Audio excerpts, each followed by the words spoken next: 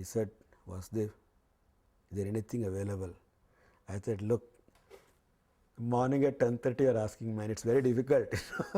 Particularly Sringeri, it's impossible. We had chosen a place in Sringeri. Then he said, Kashtagatappa nange. He said, it's very difficult for me. So we are all friends, Lankesh also was a good friend of mine. So then went and searched in one of those that is provision stores, that somebody got it out from behind a sack, a quarter bottle of brandy, and that was brought and given to him. He had, and then ready to act. So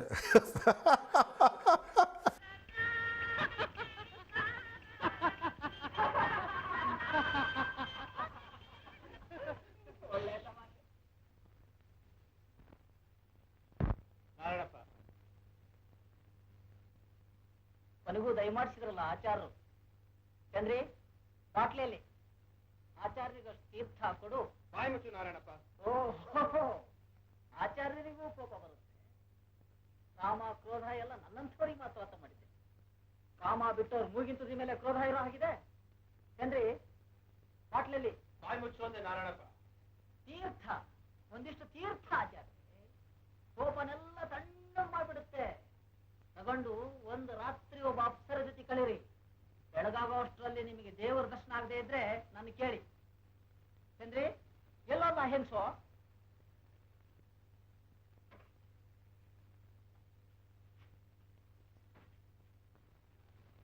ಪಂಚ. Anantamurthy suggested Rajiv, because they were together teachers in the regional college. It was Anantamurthy who put me in touch with Pattabhi. Anantamurthy at that point was keen that I should do the music for this film. So I wasn't there when this film was actually made. I was not there at all. When Pattabhi came to Bangalore, he came from Madras and I came from Trichy. He showed this film in a theatre in Yashwantapur. Censor board in Madras did it. Then we Bombay. When we went to Bombay, they also endorsed the same thing. Then it has to go. Then the only appeal is to the government. Then when it was the government also, they were, most of the hierarchy in bureaucracy and all that is sort of a communal minded in a way, whether they feel it or not. So nobody would dare take any action. So finally the minister Gujral himself had to see it. And then there was a debate in Parliament. Half a day was sort of wasted for the sake of this film. And in those days, banning was very rare. And this is the first Kannada film to be banned, and of course it came out in the papers and so on. And there was a lot of discussion about it, but inevitably, because it was a Kannada film, and because the Kannada papers knew me, I had written Tughlaq and so on, they knew Vasudev, and we were the local boys. Everything was written putting us forward, sort of keeping Pattabhi aside. Now, if we had made up our minds to help Pattabhi, we could have pushed him forward and said, now look, yes, it is, Pattabhi has done the film, he should take the credit. But because we were upset, we said nothing about his contribution at all. So generally a feeling grew, that it was not directed by Pattabhi, it was directed by us, which we never claimed, mind you. I mean, we made no such claims, but we didn't deny the claims also. Vasudev and I, we just kept quiet, and and of course the papers went on about it. It was a banned film, and then of course the film got the President's Gold Medal, which of course, succès this theme and succès the scandal, both together. And the film was a big success.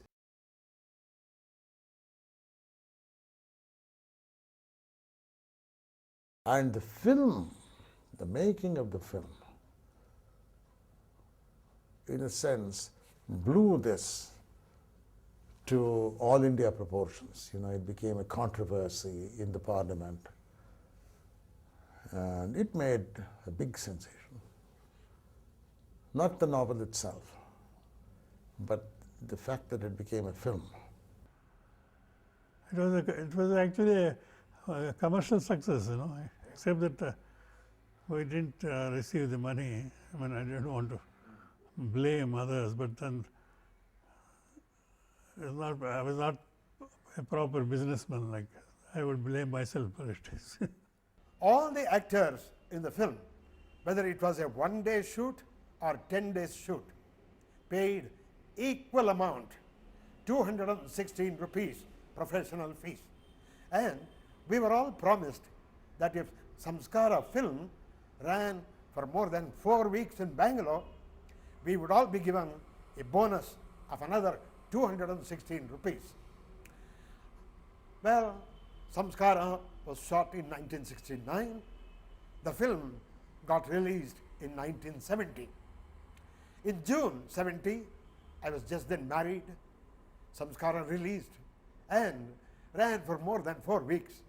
And Pattabhi Ram Reddy, true to his word, gave me another 216 rupees. So I asked my wife, what shall we do? And in those days, 216 was a great sum. We were just then married.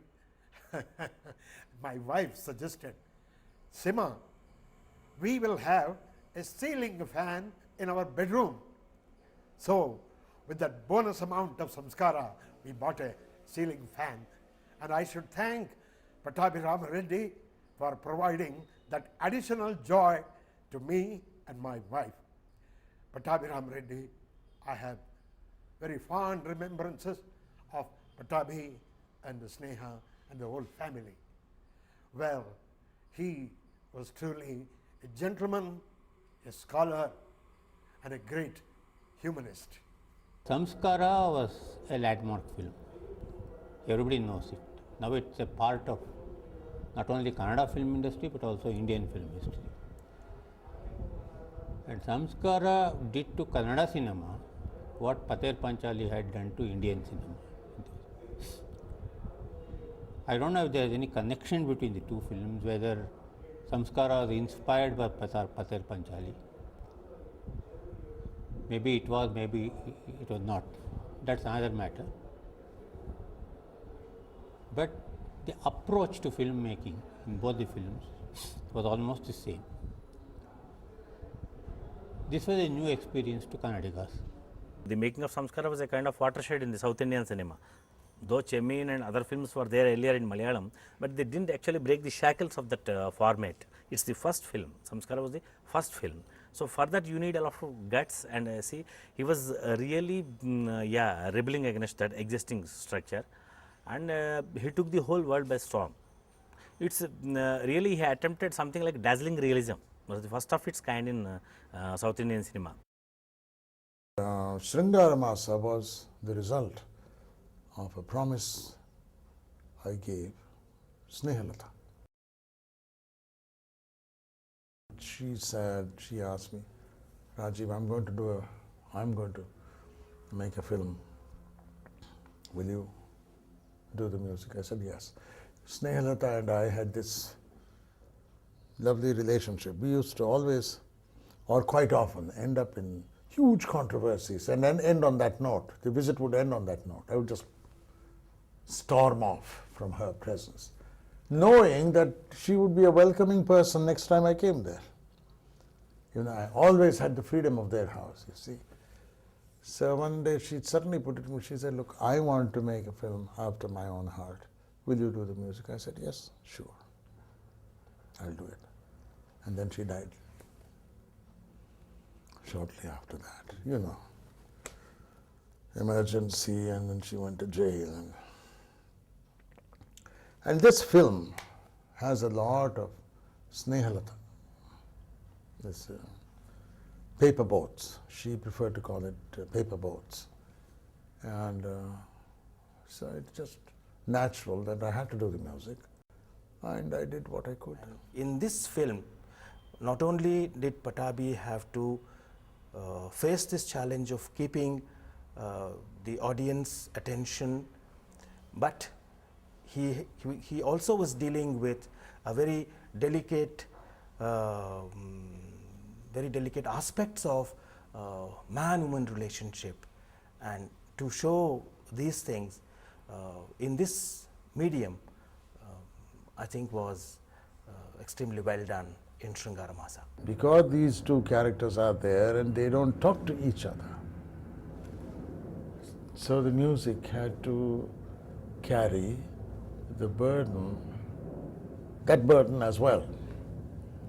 What might have been done in some sort of talk, that had to be done in other sound or no sound, you know. And that film has a certain monotony. If you don't like the film, that's the first thing you'll say. If you like it, you'll say it's intense and concentrated, right? So the music also had to reflect that. And then it had to reflect the sudden change which happens at a certain point. I believe I tried to show that change. And there was Vasanta Ritu coming in that film. That film. And we made another film based on Lankesh's play, Chandamarta. Again, we didn't have enough money at all. And so I think the story is strong and some of the performances are quite good, but it's probably a bit too rushed. Pattabhi, you know, he would have made wonderful films if he'd ever had the money.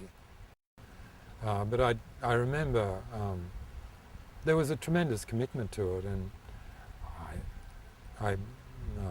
we discovered Gauri Shankar in the studio. He was a second or third assistant and realised that he had potential and talent and picked him out, and he agreed to. I did spend a lot of time with Pattabhi preparing some films, particularly the one that changed into Devara Kadu.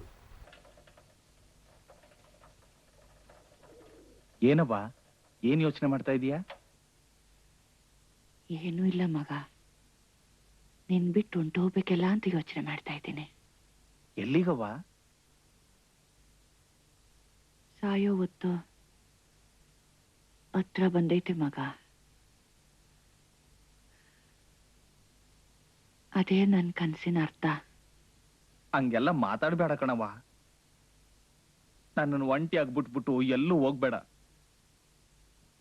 ಮಗ ದೇವು, ನಾ ಹೇಳೋದನ್ನ ಚಂದ ಕೇಳಿಸ್ಕೋ ಅಪ್ಪ. ನೀ ನಮ್ ಜಾಗಕ್ಕೆ ಹೋದ್ಮೇಲೆ ಒಂದು ಬಾವಿ ತೋಡು, ಬೇಕಾದ್ದು ಬೆಳೆ, ಮರ ಗಿಡ ಬೆಳೆಸು. ಅವು ದೊಡ್ಡವಾದ್ಮೇಲೆ ನಾನು ನಿಮ್ಮಪ್ಪ ಮತ್ತೆ ಹುಟ್ಟಿ ಬಂದು ಅಲ್ಲಾಟ ಆಡ್ತೀವಿ.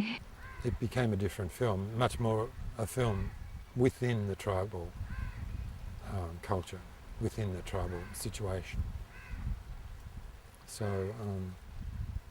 I've seen the film and it's a very good film too, but it's not exactly the film that I was involved with. He wanted Sri Aurobindo's philosophy to be foremost, and what he did, see, two things that Pattabhi did.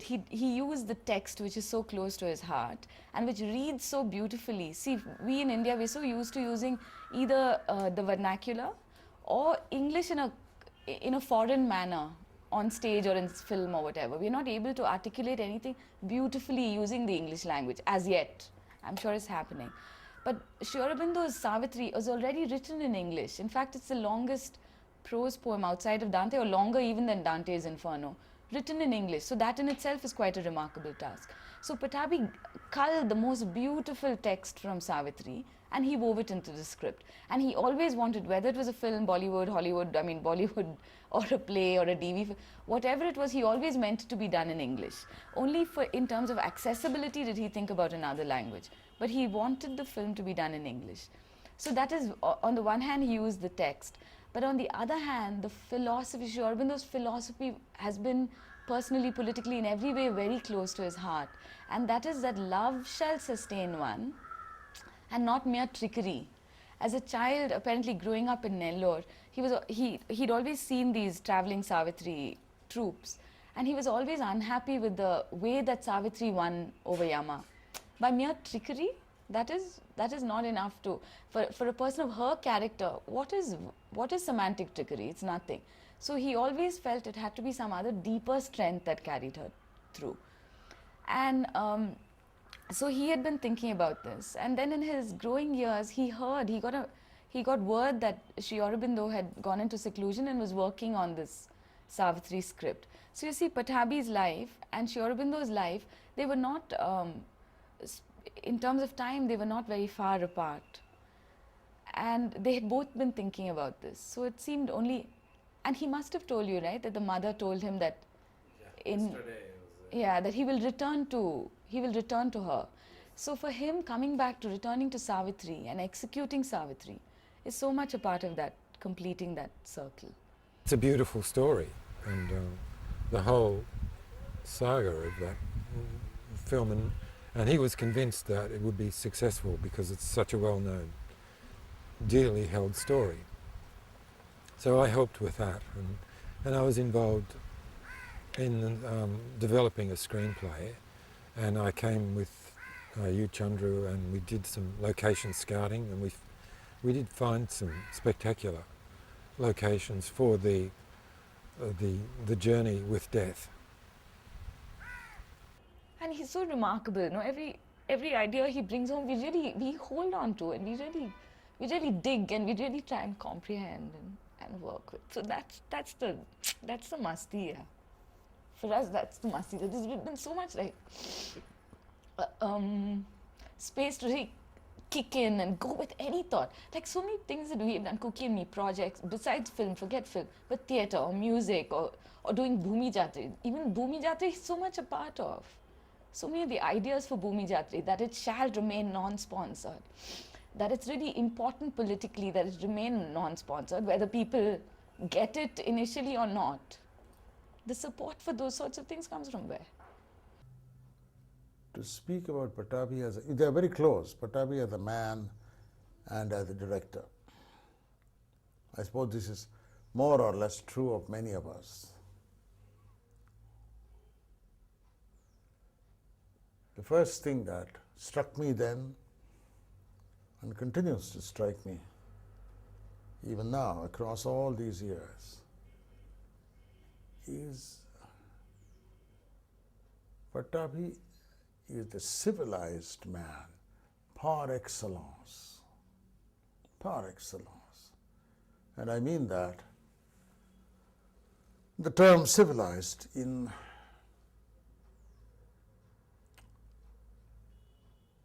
all the ways in which it can be understood in history. A man who is very well read, who has versatile tastes and has labored for excellence. And has the dignity and aristocracy of the soul, if you like, not to do the things he did and does in search of money or cheap popularity.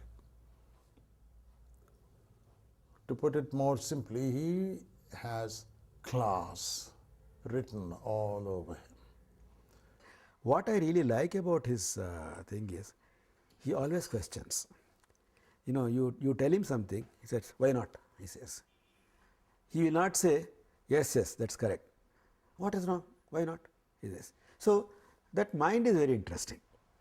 You know, anything, you see, he may have this argument, he may say, accept whatever I am saying, but he puts that question first, so that we will have an argument a little bit, and then we accept. You know, that's sort of it's a very, very interesting, very agile mind. Pattabhi is essentially a visualizer, I think. That's why, you know, he can, if you tell him a story, he visualizes in blocks. And also, he's a man of ideas, some philosophical and metaphysical ideas. I see him working on Savitri. I used to have long sessions with him, and that came out even when he was working on Savitri. And he was very, I mean, he was amazing with my friends, man, because he was like twice the age or 3 times the age of my friends. But he was so, you know, enveloping and brought them in. In fact, I used to at that time have a huge group of people who loved music and used to smoke and everything. And when I went to America, they all felt that I was not there. So he used to go and sit with them and smoke, and took them all to once to the forest, and you know. So he's very open-minded. One thing I've realized about him, which he does, is when he argues, he can argue for both sides. He finds the logic of the argument more interesting than the stand. I think his stand is already so firmly fixed in values that he appreciates, that he likes this. So that's why, because he doesn't have a rigid hold, when young people come with new ideas, he can go with it. He is not he's not saying, no, that is wrong, we don't understand your music. He just goes. Even today I find him much more open than I am to younger people. He can sit and find the logic and then find the beauty, this new exciting thing, which is a great thing. I think his whole thing is not having that rigid thing about argument. And women used to hate it, because you argue one side and people passionately fight for it, and you purposely argue the other side, you know, and then come back this side. But that's a great quality of his. No, we've traveled so much with him. We've gone to all the most remote areas, from Meghalaya to some tiny village in Kerala to London, to just experiencing things and people and visions and dreams with him has been a journey. You know, his completely non-judgmental, open, almost childlike ability to just take energies. Father, I think, was amazing, because my father is a very quiet person. He won't show too much or say too much. And on the surface, you would think he is a very gentle, a very soft person. But I think he's an extremely strong person. See, in Sanskrit, they talk about different kinds of heroes. Dhira Udatta, Dhira Lalita, Dhira Shanta, Nayaka. Different kinds of heroes. Pattabhi is a mixture of all three. A very tall man, you know, who will not stoop. Pattabhi would sit there, quiet, serene, full of wisdom, and make a comment now and then which would be much more than what we talked all the hour. His 1 or 2 comments would stick in our minds. It is the hospitality. I think in the whole of Bangalore at that time, in the 70s and 80s particularly, there was no house which was as hospitable as Pattabhi's house in St. Mark's Road. All of us came there. People who quarrelled elsewhere were friends in Pattabhi's house. We had our own differences, our own quarrels, but all of us met in Pattabhi's house, Pattabhi and Sneha. And there used to be this great Achar, you know, another photographer who was again a catalytic kind of person. Achar used to be there. And Rajiv, of course, you know. I still think that Rajiv gave his best music to Samskara. His back, it is his best in those days. So Rajiv was there, and many others, people who spoke only English, and some foreigners. All kinds of people came to Pattabhi's house. We ate there and we laughed and we joked. I used to even stay there in their house. So I have never known hospitality of that kind anywhere else.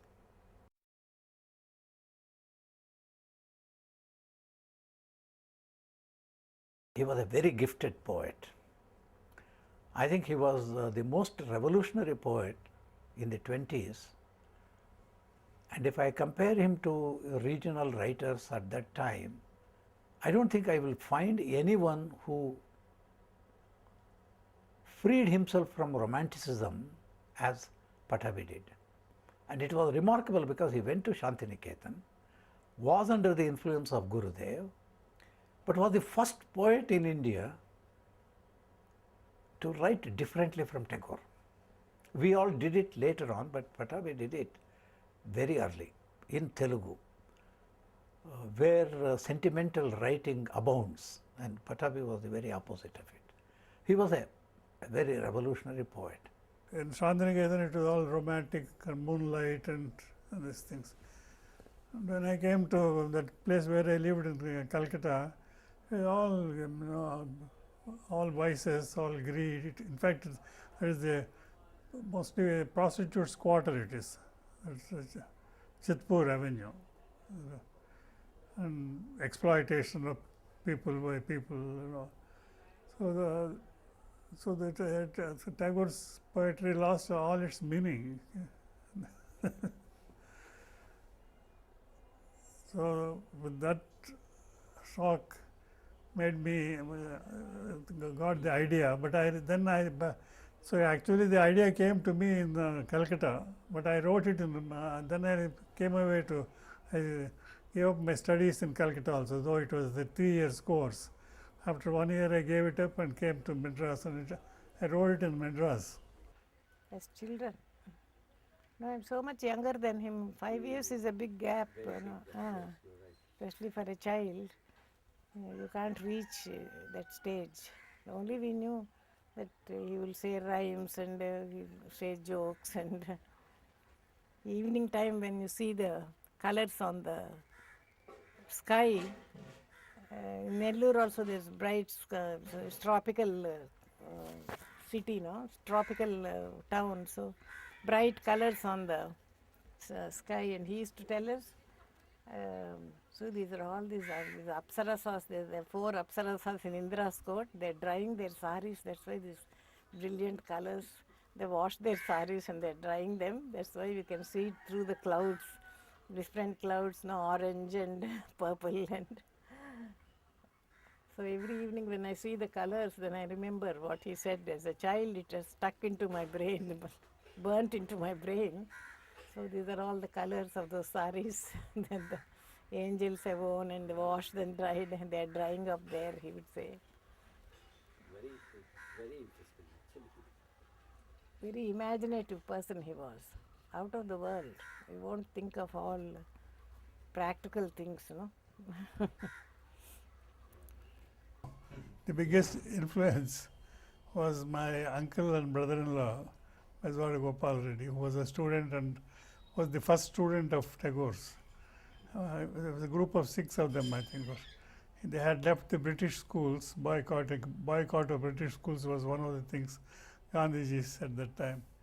And these nationalized schools, after you passed the nationalized school, the only place you could go was Shantiniketan. Or Banaras, there was Kasi Vidyapit, that was the other place. So he had gone to Shantiniketan, he knew Bengali very well, and he himself was, later on he translated some 10 or 12 books of Tagore from Bengali directly into Telugu. So he would recite Tagore's, he had a good voice also, and he would recite Tagore's poems in the original, and then immediately translate it to us. So I was very much, I think, was influenced by that's one thing I wanted to say. I have very great respect for Mr. Pattabhi. He is a very shining star in the literary field of Telugu. In fact, I feel from my remembrance, he is almost the beginner of the new type of poetry, because he has almost invaded upon the old-fashioned poetry. I could have quoted some of the lines, but I do not remember them now. But they are very, very, what you call chamatkar is supposed to be the cause of poetry. That chamatkar is very much in plenty in his poetry. That means it is 100% poetry. Pattabhi I consider as a trendsetter in poetry, a promoter, a person, see, who has got a distinct look and outlook on poetry, I would say, because poetry pertains to outlook, but poetry also pertains to look. You take the format, you take the language, you take the theme, you take the handling, treatment of thing, everything he is absolutely unique. So that's the reason I said, I see that he is a trendsetter. Yeah, we could say that poets like Pattabhi were greatly influenced by the Western writing. They were deeply read in English and other literatures, and they were able to draw inspiration from all that they read. It is not as though they tried to imitate the West. They tried to graft onto Telugu writing what essential things that they could derive from Western, European, other writings. And he was one such. He was reacting to Kaladharma, I would say. పఠాభి మూడు ముచ్చటైన అక్షరాల విస్ఫోటన అనే మాట ఎందుకంటున్నానంటే సాంప్రదాయాన్ని బద్దలు కొట్టడంలో అతనే ఆద్యుడు. పా అంటే పఠాభి, పా అంటే పద్యాలను నడుం విరుగ్గొట్టి సాహిత్య ప్రపంచాన్ని ఠారెత్తించిన భిన్నాభిప్రాయాల కలిగినటువంటి ప్రజాస్వామికవాది. పద్యాల నడుం విరగ్గొట్టి, ఠా అంటే సాహిత్య సాంప్రదాయిక ప్రపంచాన్ని ఠారెత్తించినటువంటి, భిన్నాభిప్రాయాల సముచ్చయం. అలా తెలుగు సాహితీ లోకానికి పరిచయమయ్యాడు. We tend to forget in all this experimentation that basically he was contributing something essential to humanity. That should not be missed.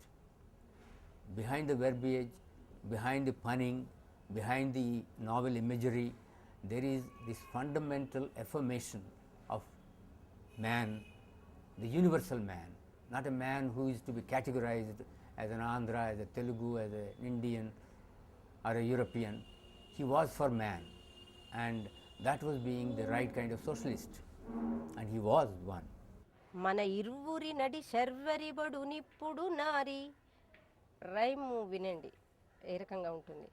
మది కోరిక ధ్రువ తారక దూరాభ్ర విహారి, మన ఇరువురి నడి శర్వరిబడు నిప్పుడు నారి, మది కోరిక ధ్రువ తారక దూరాభ్ర విహారి, ఉన్మాదిని విధి మేదిని చనుచున్నది గాలి, ఏకాకి గనిట మూకిగబడు నా హృది సోలి, మృతిరాదుగ స్మృతి పోదుగ నా మానసమంటి, నినుగానక మదిలో నకనకలాడుచునుంటే.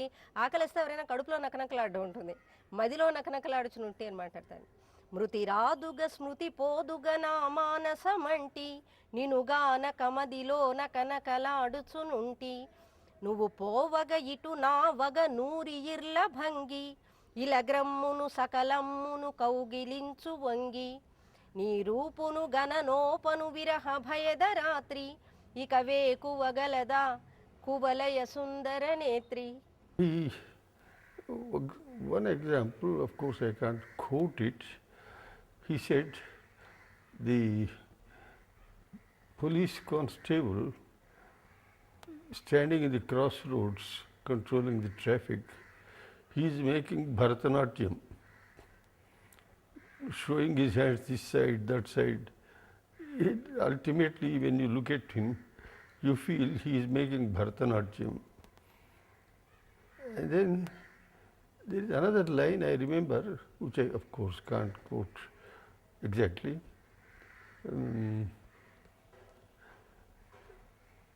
In fact, Ravana is better than Ram because Ram has only 2 lips. He can kiss his prayasi with those 2 lips, whereas Ravana has 20 lips. So he can kiss his prayasi with 20 lips. So with whom will the prayasi would be more pleased? Like this there are many. And he said, I will break the waist of the padyams with the lathi of Vachana Kavita, something like that. Pattabhirami Reddy అని పేరు. తిక్కవరపు పట్టాభిరామిరెడ్డి మాకు చాలా ఆత్మీయులైన తిక్కవరపు రామిరెడ్డి గారి కుమారుడు. రామిరెడ్డి గారితో నాకు సాన్నిహిత్యం ఉంది.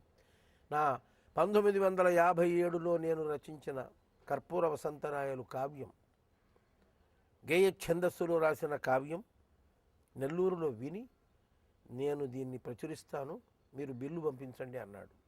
అలాంటి ఉదార హృదయుడు, రసహృదయుడు తిక్కవరపు రామిరెడ్డి. ఆయన కుమారుడు. ఈయన భిన్న ప్రవృత్తుల్లో నుంచి బయటపడు ఒక రూపం ధరించాడు. ఇతను పఠాభి అనగానే తెలుగు పాఠకులకు, నవ్య కవిత్వ పాఠకులకు కళ్ళ ముందు నిలువెత్తుగా నిలిచే పుస్తకం ఫిడేలు రాగాల డజన్. కొత్తదనం ఎక్కడుందంటే 12 కవితలు, అవి ఏ విశేషం లేదు. 12 ఏ కవితలు? వచన కవితలని ఇప్పుడు అంటున్నాం, ఫ్రీ వర్స్.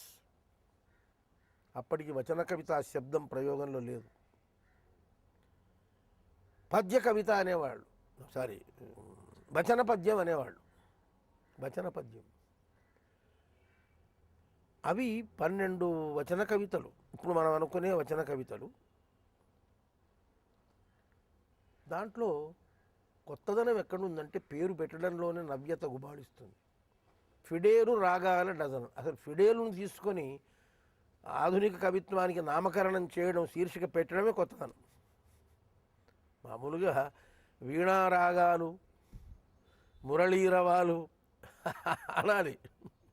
12 మురళీ రాగాలు, 12 వీణారవాలు అనాలి. అనలేదు. ఫిడేలు అనేది పాశ్చాత్యుల వాద్యం. మనకు కర్ణాటక సంగీతానికి కూడా ఎక్కింది, అది వేరు సంగతి. మనం దాన్ని స్వీకరించాం. కర్ణాటక సంగీతాన్ని ఒదిగిపోయింది అది, వేణుతో పాటు వైలిన్. ఫిడేల్ మిగతా వాళ్ళ కవిత్వానికి పటాఫీ కవిత్వానికి చాలా తేడా కనిపించింది. ఫిడేలు రాగాల డజన్. అరే ఫిడేలు తెలుగు మాటం కాదు, రాగాలు తెలుగేననుకోండి, డజన్ అది తెలుగు కాదు. ఏమిటి ఇది కొంచెం చిత్రంగా చెబుతున్నాడే ఫిడేలు రాగాల డజన్ ఏంటి? నా వచ్చిన పద్యాలు దుడ్డు కర్రలతో, లేదా పద్యాల నడుములు విరగదంతాననే అనడం అది. ఆ తర్వాత ఆయనతో పరిచయం అయింది. ఆ పరిచయం చేసిన కూడా నాకు గుర్తున్నంత వరకు ఆచార్య ఆత్రేయ చేశాడని నా జ్ఞాపకం. సినిమా రచయిత అవి రాస్తాడు. అతను నేను మంచి ఫ్రెండ్స్ ఉండి అలా చేతుల్లోండి వెనకట్టుకొని అక్కడ ఒక పెద్ద మైదానం మధ్యలో లైబ్రరీ. ఆ లైబ్రరీ దగ్గరికి పోతుండేవాడిని పనులు లేనప్పుడు. అది మొట్టమొదటి పరిచయం. తర్వాత వ్యక్తిగతంగా ఏదో 2-3 సార్లు కలిసామనుకోండి. ఆనాడు 46లో, తర్వాత ఒక 30 ఏళ్ళకి, 25 ఏళ్ళు 26 ఏళ్ళకి అనుకోండి, పటాభి సాహిత్యోత్సవం జరుగుతుందని, ఆ ఉత్సవ సంఘానికి నేను కార్యదర్శిగా ఉండాలని అప్పుడు ఏమో అనుకోలేదండి, తెలియదు కూడా నాకు. అయితే పటాభి అంటే నాకు ఎందుకు గౌరవం అంటే, మామూలు సంప్రదాయబద్ధంగా ఉండే కవిత్వం మీద తిరుగుబాటు చేశాడు. ఒక నన్నయ్య తిక్కనాల కవిత్వం మీద, ఎర్రాప్రగడ కవిత్వం మీద, ఆ తర్వాత కాళాపురం పెంగళేశ్వర కవిత్వం మీద దేవులపల్లి కృష్ణశాస్త్రి ఏ విధంగా నుంచి తిరుగుబాటు చేశాడు. కృష్ణశాస్త్రి గారు చెప్పిన కవిత్వాన్ని కూడా కొంచెం తిరుగుబాటు అనేది కాకుండా ఆ పద్ధతికి భిన్నమైన పద్ధతిలో నండూరు సుబ్బారావు గారు ఎట్లా రాశారు. అటు కృష్ణశాస్త్రిని వేద సత్యనారాయణ శాస్త్రి గారిని నండూరు సుబ్బారావు గారికి భిన్నంగా శ్రీశ్రీ ఎట్లాగైతే రాశాడు, సరిగ్గా పటాభి వీళ్ళందరికీ భిన్నంగా తను కూడా రాయడం మొదలుపెట్టాడు. అంటే ఉన్న వ్యవస్థ మీద ఒక రకంగా తిరుగుబాటు. పటాభి శ్రీశ్రీ కన్నా అజ్జుడు రివల్యూషన్ అనేటువంటి తేవటం అన్న విషయంలో, కవిత్వంలో రివల్యూషన్ తేవటం, విప్లవాత్మకమైనటువంటి కవిత్వం. విప్లవం అనగానే లెఫ్టిజం అనే కానక్కర్లేదు కదా, భావపరమైనటువంటి విప్లవం ఏదైతే తెచ్చారో ఆయన శ్రీశ్రీ కన్నా చాలా ముందువాడు. ఆయన ఆధునిక కవులందరిలో అజ్జుడు మాకు పటాభి, పూజ్యనీయుడు. ఆయన 3-4 తరాలని ఆయన ప్రభావితం చేశారు. ఆయన కంటెంపరీస్లో ఆధునికులు అంటూ వచ్చినా కూడా నిజమైన ఆధునికులు ఆయన ఆదరించారు. చలం గారు, శ్రీశ్రీ గారు తదితరులు ఆయన అర్థం చేసుకున్నారు. కానీ ఆనాటికి యువకులు, ఆధునికులు ఆధునిక కవిత్వం మీద పరిశోధన చేస్తున్నాం అని చెప్పే సినాన్ రెడ్డి గారు లాంటి వాళ్ళకు కూడా పటాభి అందినట్టు ఆయన రచనలో కనపడదు. పటాభిని సినాన్ రెడ్డి ఆ రోజుల్లో స్టూడెంట్గా, ఆధునికుడిగా ఆధునిక కవిత్వం మీద పరిశోధన చేస్తున్నప్పుడు అప్రిసియేటివ్ మాట ఆయన ఏం చెప్పలేదు. నిజానికి ఆనాటికి ఛాందేశ్వరుడు అని పేరున్న విశ్వనాథ సత్యనారాయణ గారు భావపరంగా పటాభితో సమయం లేకపోయినా పటాభి భాష మీద, అందులో ఉన్న ఆధునికత మీద, అందులో ఉన్న చెణుకుల మీద, పన్ను మీద ఆయన పాజిటివ్గా ధ్వనించారు. ఇప్పుడు పటాభి గారి ఈ పుస్తకంలో ఆయన ఆనాడు వచ్చిన విమర్శలు అన్నీ కూడాను ఆయన ఎత్తి చూపించారు. విశ్వనాథ సత్యనారాయణ గారి అడ్మిరేషన్ కూడా ఇందులో ఉంటుంది, భావపరమైనటువంటి అడ్మిరేషన్ కాదు. మా తరానికి వస్తే మేమంతా 50ఏళ్లలో పుట్టి వచ్చిన వాళ్ళం. అప్పటికే పటాభి పుస్తకం కొద్దిమందికే పరిమితం అయిపోయింది. ఫిడేల్ రాగాలు, చంద్రుడిని అందరూ వర్ణించారు ప్రబంధాల్లో. మరి ఆయన వర్ణించిన విధానము మద్రాసు చైనా బజార్లో, ఓ శశి నీ స్విచ్ ఎక్కడ, నీవు ఆకాశంలో వేలుతున్న ఒక బల్బు అంటాడు. అక్కడ ఉన్నటువంటి ఒక రక్షక భటుడు చేయితో జనాన్ని ఆపేస్తుంటే ఎంతమంది జనాన్ని ఆయన శాసించగలటువంటి ఒక చక్రవర్తి ఇక్కడ నిలుచుకొని ఉన్నాడని చెప్పేసి ఒక పోలీసుకు అటువంటి స్థానాన్ని కల్పించి ఊహించేవాడు. ఆయన రాసినటువంటి కామాక్షి కోక, అందులో ఉండేటువంటి శృంగారాన్ని అది చదివిన వాడు ఇంకా దాన్ని వదిలిపెట్టలేడు. అంత రసరమ్యంగా రాశాడు. అందులో అమలిన శృంగారం అనేది ఆయన ఒప్పుకోలేదు. రాయప్రోలు గారు వీరంతా కూడా అమలిన శృంగారం అని చెప్పేసి ఊహించేవారు, ప్రేయసుల్ని ఊహించేవారు. ఇక్కడ అట్లా కాదు. ఈయన ఊహించడం ఎందుకు, ఆయన డైరెక్ట్గా ప్రత్యక్షంగా ఆ సౌందర్యాన్ని ఆస్వాదించాలనేటువంటి వ్యక్తి. ఒక కామాక్షి కోక తానే కామాక్షి కోకగా మారి ఆ కామాక్షి యొక్క స్ట్రాటజిక్ పాయింట్స్ను ఆక్రమించుకొని ఆనందిస్తున్నాడు అనే రకంగా వర్ణిస్తాడు. పటాభిని గురించి మనం చెప్పుకోవాల్సినటువంటి అంశాల్లో మరో అంశం కూడా ఉంటుంది. అదేంటంటే తెలుగు సాహిత్యంలో వైతాళికులు అన్నటువంటి ఒక సుప్రసిద్ధమైనటువంటి కవితా సంపుటి. ఇవాళ కవిత్వం చదువుతున్న వాళ్ళందరూ కూడా నా నుంచి ముఖ్యంగా 1960లు 70ల నుంచి కూడా సాహిత్యాన్ని చదువుతున్నటువంటి వాళ్ళు వైతాళికులతోనే మొదలుపెట్టారు. చిత్రంగా వైతాళికుల్లో కొందరి కవితలు లేవు. బహుశా పటాభి తిరుగుబాటుకి ఇది కూడా ఒక కారణం అయి ఉంటుంది అని మాలాంటి యువకులు అనుకోవడంలో తప్పు. అయితే పటాభి ఒక ఫ్యూడల్ సొసైటీ అని మన వాళ్ళు ఎవరైతే చెప్తున్నారో, ఒక భూస్వామ్య కుటుంబం నుంచి వచ్చినప్పటికీ కూడా ఒకవైపు మను చరిత్రని ఇష్టపడి పారసీక ప్రభావంతో ఉన్నటువంటి దూరు రామిరెడ్డి గారి పానశాలను కూడా ఇష్టపడి ఆయన శ్రీశ్రీ వైపు మొగ్గు చూపడానికి ఇంకా ఏమిటి కారణాలు అని అనుకున్నప్పుడు పటాభి తాను ప్రయోగవాదిగా కావాలని కాలేదు. ఆ సమాజమే, ఆనాటి సామాజిక సాహితీ వాతావరణమే ఆయన అలా మార్చారు. తర్వాత కూడా ఆయన కథలు రాసినట్టుగా కవితలు లేవు, చిత్రాలే తీశాడు. కానీ ఆయన గణితంలో కూడా ఆయనకు మంచి ప్రవేశం. ఒక గణిత సమస్యలు నాతో అన్నాడు, నేను ఎప్పటికైనా ఈ సమస్యను పరిష్కరించి నేను ప్రపంచంలోనే నేను పేరు సంపాదించుకోవాలనే కోరిక నాకు ఉంది అని చెప్పేశాను. అంటే ఒక విధంగా గణితంలో కూడా ఆయన ప్రవేశం ఉంది, సాహిత్యంలో ఉంది, చిత్ర కళలో ప్రవేశం ఉంది. అటువంటి వ్యక్తి నాకు జ్ఞాపకం వస్తాడు. ఆ రోజు సంఘంలో ఉన్నటువంటి కష్టాలు చూచి బుద్ధుడు ఏ విధంగా రెబలై వెళ్ళిపోయినాడో ఆ విధంగా పఠాభి ఈ తన చుట్టూ ఉన్నటువంటి సమాజంలో ఉన్నటువంటి ఈ కుళ్ళు, ఈ అవినీతి, ఈ మూఢ విశ్వాసాలకు ఎదురు తిరిగి ఇక్కడి నుంచి వెళ్ళిపోయినాడని అనిపిస్తుంది. There are other strains in Pattabhi I should talk to you about. One is that he has a great willpower and he has a sense of humor. He's a good mathematician. He has been struggling with some problems. There's a friend of mine next to us who used to sit with me, Narayana Swami. And some lecturers were very boring, some grammar or geography and things like that somehow didn't interest me. So we used to play dots and dashes game. You put the dots on a piece of paper and you join them up and somehow I owed him, we were paying for money also, for one paisa, 194 paisa per rupee at that time.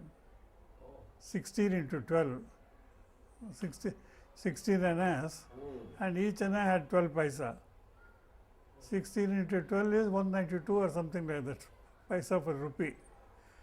So paying, and I owed him nearly some 200 paisa, nearly 1 rupee or something like that. I was wondering how to pay it back and all these very difficulties. So this is my first, I discovered a magic square by which I could win anyone, Till now? Yeah, even now. There's a magic square I discovered in it. So that turns the, you make a huge big thing, and you can turn it so that you will get that thing in there.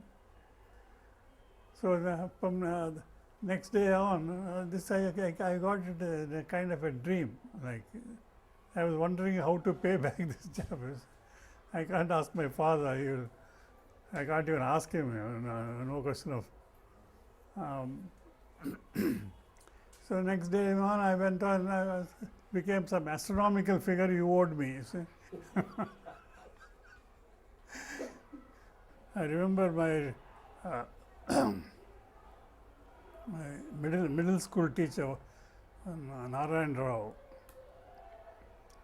he had 2 wives. So I used to go sometimes to his house for some lessons. In geometry, theorems, there are what are called theorems, and then based on the theorems, there are riders which you have to solve. But this Narayana Rao gave me some theorems to solve, which I could do at that time. So that was he was quite surprised, because people only solve the riders, but the theorem itself, you have to think for it. He was quite a nice teacher. Pattabhi's interest in mathematics seemed to be broadly around numbers, which again is very natural for anyone who has been raised in India, because I think many of us grow up with numbers and calculation as a very integral part of our education. And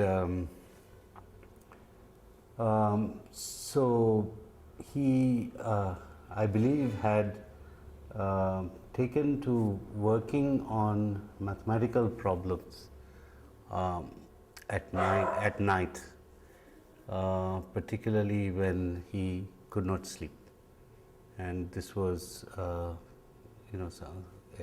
something that he would do, and what he would do was very intensely computational. So he would take an example problem and then keep calculating with it, pages and pages and pages of calculation, and then from those calculations see patterns and try to formulate those patterns as mathematical ideas. And in some ways this was very reminiscent of Ramanujam, right? He had taken an attack to Fermat's last theorem based on looking at certain polynomials formulated,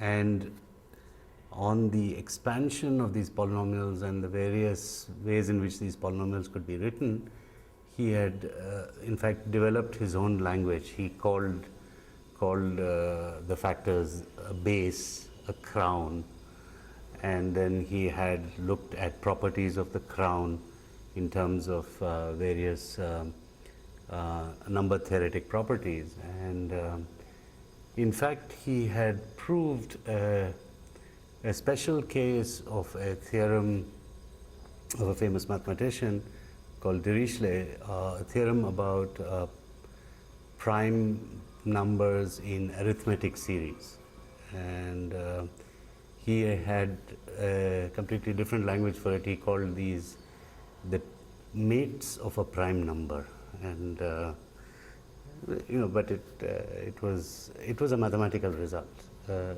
genuine mathematical result, which I have explained to professional number theorists, and they have liked the fact that he had taken such a different approach to proving that. Pattabhi found some very interesting patterns in the Fibonacci numbers, which we have been now trying to apply to a particular approach to the Fermat's last theorem, which involves division of polynomials and factoring. So, and at least once a month or so, I get a call from Pattabhi saying, I have a new idea, I would like to come and discuss, or can you come and see me? And either I will go to St. Mark's Road, or he will come to my house, and we'll spend 2-3 hours going over. And he'll always come with a sheaf of notes, he has been writing and working out problems and so on. So this is a side of Pattabhi that I think perhaps not many people know. Both my father and mother, it's their connection with politics is their life was based on political principles. The very foundation of their life was based on some political principles, on moral principles, which were political, which was an ideology. But in terms of active party politics, they were not, they didn't want to get into it. It was not something that they could relate to, I think. My mother has campaigned a lot for elections. She has made speeches all over Kerala and Karnataka, which of course were translated because she couldn't speak the languages. She was very much involved, both my father and mother were very much involved with the development of policy, of manifestos within the Socialist Party. But active party politics was not something that they were really interested in at all. They didn't want power. I don't think power was ever part of their agenda at all. But for instance, starting Mankind, the magazine. My mother started Mankind. She was the first editor for the magazine Mankind. And she's the one who's responsible in a way for socialist thought to be transferred, for people to read it, for really sort of publicizing it. She published several of Dr. Lohia's writings, including Lohia and America Meets. She contributed a lot to the editing of various magazines and literature that was produced by the political parties. And she was very much involved, both of them were very much involved in the political debates, very much involved in struggles, in fighting for justice, so in movements, but never part of power politics. When the emergency was still in force, and after the elections were announced, then we had a new regime in the center and emergency was removed. But then it was during these times that Snehalata was imprisoned.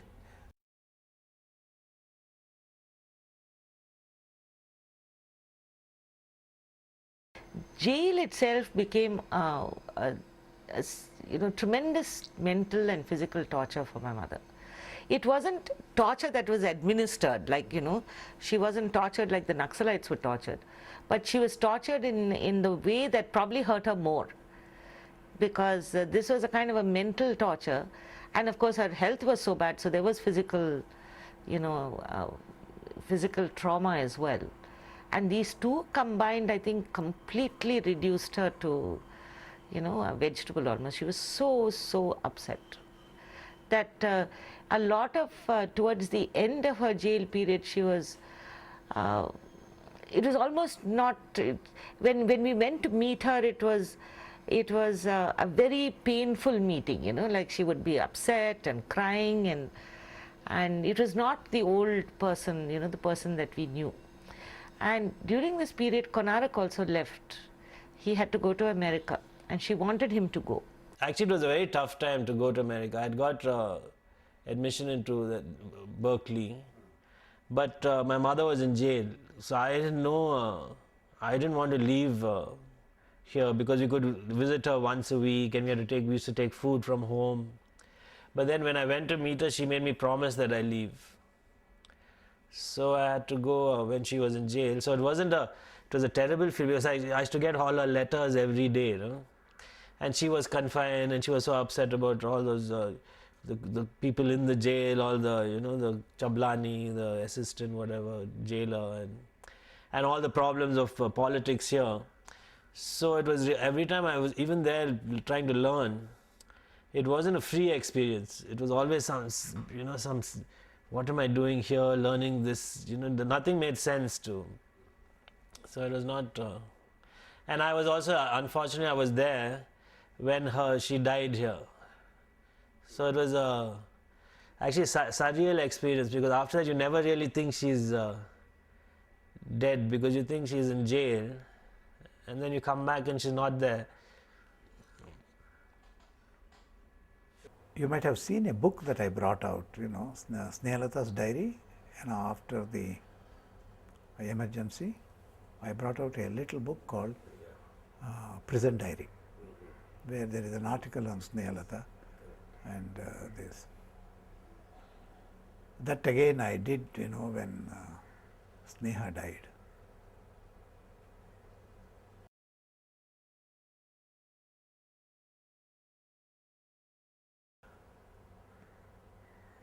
I say this again because the Pattabhi family has played a very important role in the new India, which we all value. And now his children are doing well. I don't know much about music, and the son is very much like father, I say.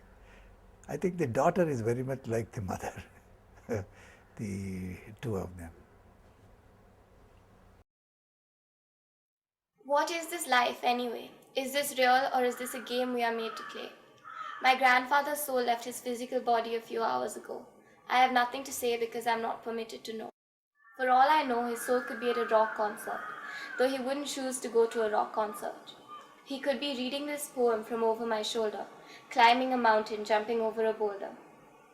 The thought of death is something that wanders round in my head all the time. It is a mystical journey, a secret wonder. Life without death is like a storm without thunder. It's a celebration, like sending off a ship into the magical depths of the ocean.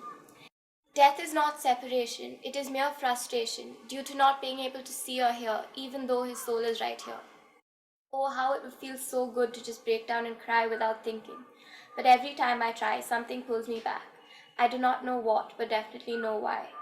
I do not know the first thing about death, and yet I fear even the word. So no goodbyes and no staring up at blue skies. Death is just a journey, not at all the destination.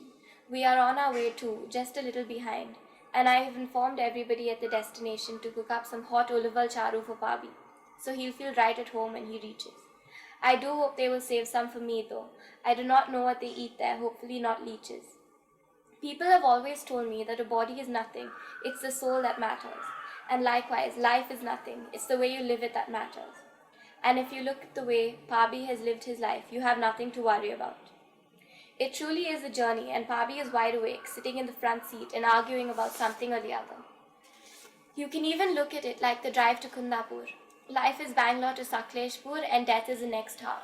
But we all end up at the same magical place. So let's look forward to the Ulaval Charu and all the magical wonders these two journeys have to offer us. We love you, Pabi. Drive safely.